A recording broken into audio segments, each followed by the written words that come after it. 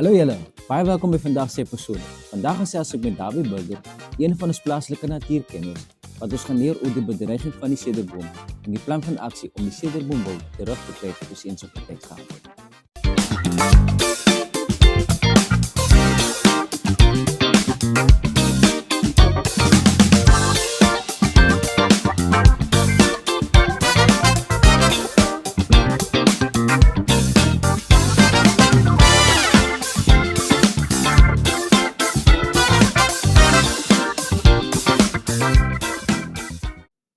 Dawie, baie welkom. Ag, dankie Joshua. Hoe gaan dit? Nee, wat soos 'n bedrywige week wat voor lê, maar ja, goed. Dat sê. Hoor jy vandag gesels ons oor die sederboom? Tot op vandag toe is daar min of meer 15 na 20% van hierdie bome oor. Maar eens op 'n tyd was dit volop in die Cederberge. Met ander woorde, dis nou kritiek bedreig.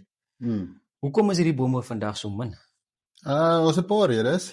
2013 was hulle as critically endangered. Daar was die klimaatsveranderinge en dan is dit die brande wat ons nou deesdae het en ook die wat hulle destyds afgesaag het. Dit was maar die hout daai tyd gewees wat hulle kon gebruik het vir meubelstukke en deurrame en planke en goed. En baie mense het 'n bestaan daarvan gemaak. Maar ja, nou sit ons op die oomblik met baie min van die seders oor. So, wat is die ekologiese rol van hierdie boom? Dit speel 'n belangrike rol in die ekologie van die Cederberg, weens dit nie, daar is nie eintlik groot bome in die Cederberg nie. Dit is maar die bome van die area. Dis redelik boomloos die area. So hierdie bome is 'n skuilplek vir insekte, reptiele, tot bobbejane, voëls, iets van alleste. En ek dink destyds toe die seders volop was en dit was so amper nie regtig 'n toewoud nie, soos wat jy in huisnes wil kry nie. Maar ek dink die hoeveelheid bome wat hier was, het baie rol gespeel in die klimaat. Dit het baie koeler gemaak daar. En dit het gemaak dat ons grondvog baie langer behoue bly. So, wat is die huidige bewaringsstatus nou van hierdie boom? Ons tans sit met omtrent so 15,000 na 20,000 rolweg bome oor, maar is meestal ou bome. Peter Slingsby het hulle getel in 2015 en hulle het hulle nou onlangs weer getel. Met jy sy seun se projek, met die NASA projek, en ek dink ons sit nou meer hier by 10 na 13,000 bome oor. So dit wys jou hoe drasties hierdie bome nou eintlik op pad uit is. Die klimaatverandering is 'n groot ding, temperature verskille, en dan ook die vure. So met elke vuur wat deurkom, kyk ons na amper 17% van die ou bome wat uitgaan. Sjoe, dis baie. So wat is die grootste bedreiging nou tans? Behalwe nou die vuur, daar's natuurlik nog ander goed wat bydra tot 'n bedreiging. Ja, dit is dis uit en uit amper soos wat jy sal onder druk wees, stres. So wanneer ons 'n groot koue spel het, soos wat ons die laaste 2 jaar gehad het, en jy drasties daai kwaai droogte, soos wat ons nou hierdie jaar beleef, kwaai droogte met baie lae humiditeit. Dit beteken die boom, jy weet, gaan net, waar's die vog nou, en dan begin hulle basies paniek en stres, en jy gaan dood. Dis baie soos 'n mens, as jy begin stres, dan raak jy vatbaar vir siektes. Presies dieselfde konsep. Ons kyk nou uit en uit vir hierdie mikroklimaat areas waar ons juist die saailinge plant. Ek het iewers gelees dat hierdie bome min of meer 800 na 1000 jaar oud toe kan word. Ja, dis tussen botaniste is daar altyd so verskil. Party sê 650 jaar, party werk meer op 450 jaar. Maar ek weet van bome omtrent hier by 450 jaar oud. En mens kan net self jou indink toe daai bome 400 jaar terug, dis voor Jan van Riebeeck tyd, dit was nog toe die Khoisan in die area was. En om te dink toe was daai boompie 'n saailing en al die wilde diere wat hier rond was, en hoe wild en hoe vreemd teenoor wat ons nou het. Soos daai boom kon gepraat het. Stories. So, as ek nou byvoorbeeld 'n saadjie vandag vat, of ek plant nou 'n boompie byvoorbeeld wat min of meer 5 na 10 jaar oud is. In die tyd wanneer ek 95 jaar oud is, hoe groot sal daai boompie min of meer wees? Jy kry vinniger groeies en stadiger groeies, dit hang alles te af van waar hulle staan in die Cederberg. Jy kry bome wat sê nou maar binne 7-8 jaar begin al saad dra, maar 'n boom van 20 jaar begin al regtig waar 'n goeie getal saad dra. En dit is wat ek gewoonlik sê, as ons bome kan kry tot 20 jaar wat op hierdie mikroklimaat area staan waar vure nie by hulle uitkom nie, hulle staan in 'n vogtige area, en hulle is 'n bietjie windbeskut. Kyk, met vure kom wind en dit dryf, maar as die bome beskerm is deur hierdie rotspilare, jy weet, dan is hulle baie beter af. So ja, dit is maar wat vir hulle basies deurdruk. Ja.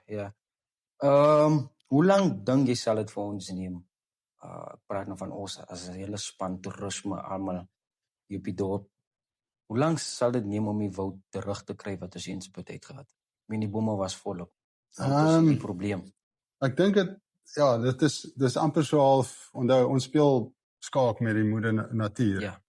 Daar's sekere goed, jy weet, wat jy net nie kan vervang nie. Dit gaan generasies vat. So ek dink probeer eerder nou bome op die regte plekke gevestig kry en gee dit minimum 10 jaar, want ons weet nie hoe lank hierdie klimaatsiklus is nie. Omdat hierdie klimaatsiklus kan honderde jare aangaan, selfs 1000 jaar. So ons moet maar net vir die tyd wat ons hier is, die bewusmaking maak en probeer ten minste die saadbank daar hou. So miskien oor 100 jaar of 300, 400 jaar is daar 'n ideale klimaatverandering wat dit koeler dalk maak vir die volgende 200 jaar. Jy wil net hê die bome moet gevestig raak met die eerste jaar. So dis hoekom ons die NPO, die non-profit organisasie begin het, juis om seders te begin groei voltyds en hulle uit te plant in wintertye. En wat is hulle NPO se naam? A Sustainable Cedar, wat ons 2023 gestig het, en dit is 'n organisasie juis vir die local gemeenskappe van jong tot oud om betrokke te raak. En ons gebruik ook tegnologie soos die hommeltuie om ons te help om juis die saailinge in te vlieg en om die kampgereedskap in te vlieg, maar ook om seders te versprei met die hommeltuie en dan die local jong ouens gaan help uit plant met die rugsakke op hulle rug. Jy het nou juist die hommeltuie genoem en dit was nou juist my volgende vraag. Kan jy spesifiek verduidelik wat julle doen spesifiek met die saadbolletjies en hoe julle te werk gaan?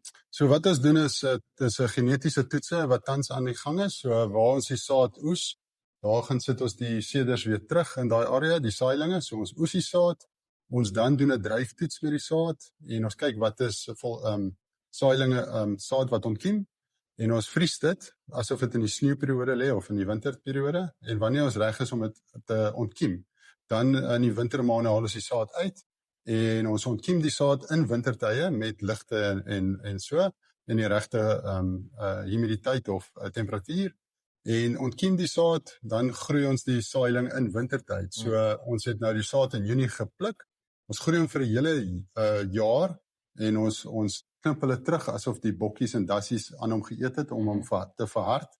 En ons maak die seder lekker gehard. Ons wil nie groot bome hê nie. Ons wil eintlik sterk bome hê met 'n goeie wortelstelsel. So dit gaan uit en uit oor die wortelstelsel. So ons gebruik die hommeltuie om dit uit te versprei tussen die rotse en dan die jong mense gaan plant dit uit en ons tag elke seder wat ons plant met 'n GPS punt. En ons het die hele platform, 'n Earth Ranger platform waarop ons al ons data en goed vasvang. Ja, dis jy moet my eendag kom haal dat ek saam dit kan doen. Maar daar's natuurlik uitdagings wat soms miskien die werking van die hommeltuie 'n bietjie moeilik maak. So wat is dalk daai uitdagings? Uitdagings is die terrein. Dis 'n moeilike terrein. Die tegnologie kant is jy moet eerstens goeie data hê om die regte stappe te doen. Uitdagings is jy moet die weer kan beplan. So as jy sien dis 'n koue front, laat die front eers verbykom of voor die front gaan sit ons die seders uit. Jy moet goeie kommunikasie hê met jou spanne wat gaan uitplant. Dis nie net van jy gaan plant seders nie. Jy moet kyk na die veiligheid van jou mense wat daar gaan plant.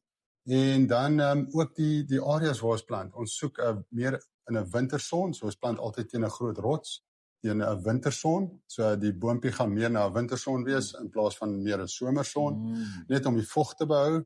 En so dis al hierdie klein goedjies waarna mens moet na kyk, want dit is eintlik die behoud van daai seder se saailing, dit is sy sukses. Ja.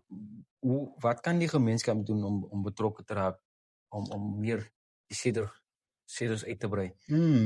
Ek dink eerstens is te besoek vir ons in die Cederberg by Driehoek by die plaas. Ons kan vir julle wys hoe ons die seders kweek en ook ons het 'n webwerf sustainablecedar.org en daar kan donasies gedoen word. Jy kan lees van hoe ons dit doen en waar ook ons fokuspunte is. Maar dis uiteindelik vir my persoonlik is dit 'n groep effort want jy het passievolle mense oor die Cederberg van van bosbououens tot botanie tot passievolle mense. Almal het iets hier en baie mense wil 'n purpose of life hê. Almal wil iets terugsit op 'n sekere ouderdom vir hierdie planeet, vir die beter. En dit is hoe mense betrokke raak.